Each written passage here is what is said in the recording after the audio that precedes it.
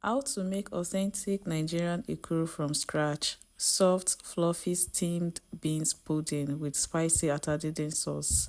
This traditional Yoruba Ekuru recipe is easier than you think. Let me show you the complete step-by-step process using beans and leaves. To make perfect ekuru, we start by peeling our beans. I measured 2 cups of beans into a bowl, added some water. Now I'm transferring the beans into the blender. This technique makes peeling beans so much faster. I gave it about 5 to 6 pulse blends. This helps remove the back of the beans easily. If you don't have a blender, don't worry, just soak your beans for 5 minutes and peel them with your hands the traditional way. Watch as I wash the beans with my hands and pour the water out over a sieve to catch the beans chaff. For perfectly peeled beans for ekuru, I'm repeating this washing process 3 times. After that, I added fresh water again, this time around twice, to rinse out any remaining chaff. This step is so important for smooth ekuru texture. Now comes the careful part. I use my hand to scoop the beans out batch by batch into another bowl. Doing it this way allows any stones to settle at the bottom. Always take a moment to check for stones when making your ekuru. After that, I added clean water to soak the beans for 3 hours.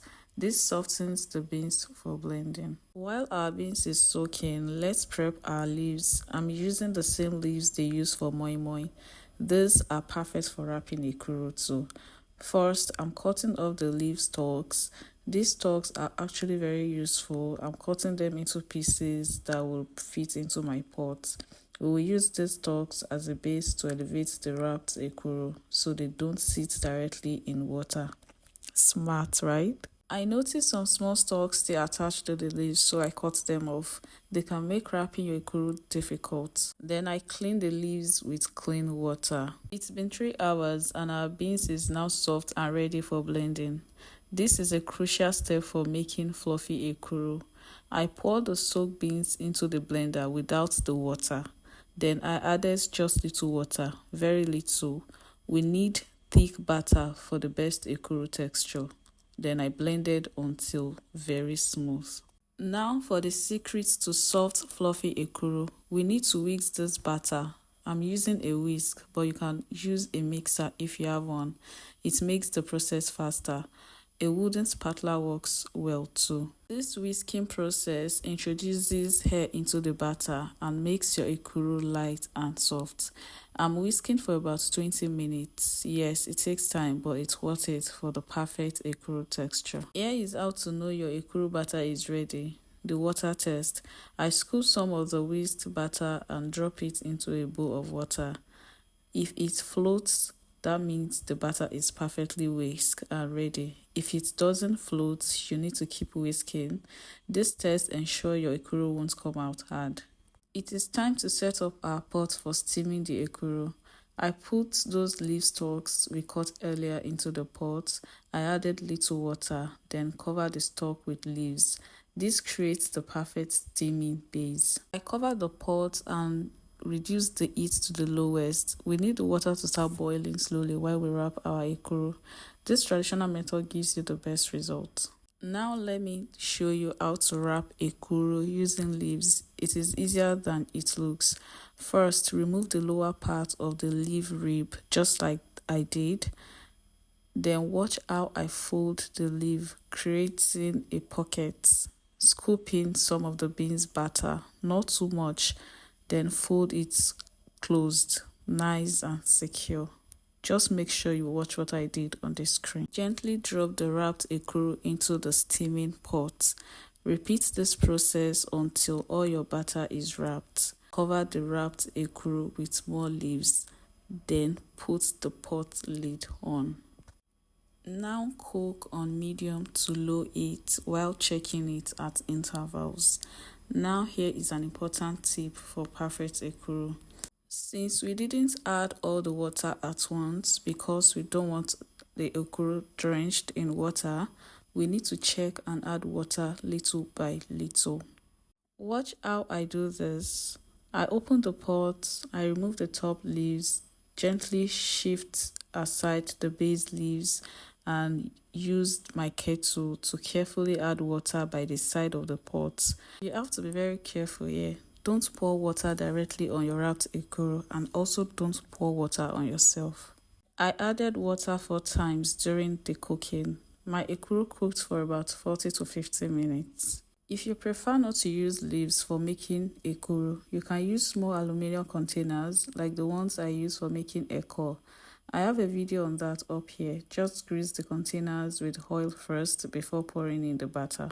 Now that our ekuru is ready, let's make the perfect atadede sauce to go with it. I'm using Scotch bonnet pepper, atarodo, red bell peppers, also known as tatashe, and onions for my pepper mix. The peppers are already cleaned and ready.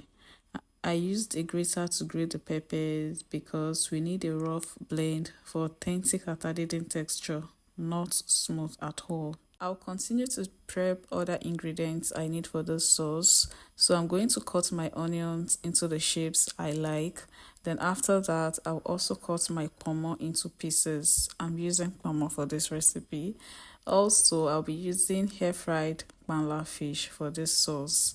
This kpanla fish is really nice. I air fried it myself. You can get it in your local markets. Just clean it and remove the intestine. To give the kpomo great taste, I will boil it with water, salt, and seasoning. This also makes it soft and helps it absorb all the flavors. Boiling until the water dries completely. Just try this, you will love it. I also boiled some eggs. This is optional for a ekuru meal. So after boiling and peeling, I use fork to poke holes in the eggs so that the sauce penetrates inside. This actually makes your egg very delicious. Also try this and let me know if you like it. To make the ekuru sauce, I added some palm oil into my dried pot and let it get hot. So after that, I added my locust beans, which is also called iru, the secret ingredients for Nigeria atadede. Then I fried it for about a minute before going in with the onions. I also fried the onions for about a minute before adding the deboned kpanla fish. I fried everything together for about 4 to 5 minutes.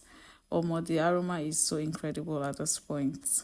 After that, I took out the fish from the oil temporarily because I don't want it to scatter in it. Then I added the pepper mix. I also added my seasoning, salt, the kpomo that I boiled earlier, and eggs. I gave it a good mix, then cover it and let it cook on low heat until the water dries up. Then I stir at intervals for even cooking. While our sauce is cooking, please guys, I need to ask you a question. Do you eat your ekuru with okra? Because I learned some people actually do it, but no, it's not for me. I cannot eat ekuru with okra. Now let's check on our sauce. We can see that the water has dried, so I'm going to go in back with the fish I took earlier. Then I'll give it a good stir. Now our atadede is ready. Don't be surprised that you can have this sauce with rice, yam, anything at all. But for today we are having it with ekuru. So now it is time to serve our authentic Nigerian ekuru. You can enjoy ekuru with eko on the side. When serving, you can sprinkle a little salt on your ekuru if you want it. And there you have it, authentic Nigerian ekuru made from scratch. If you enjoyed this ekuru recipe, give this video a thumbs up, subscribe for more traditional Nigerian recipes, and let me know in the comments if you've tried making ekuru before.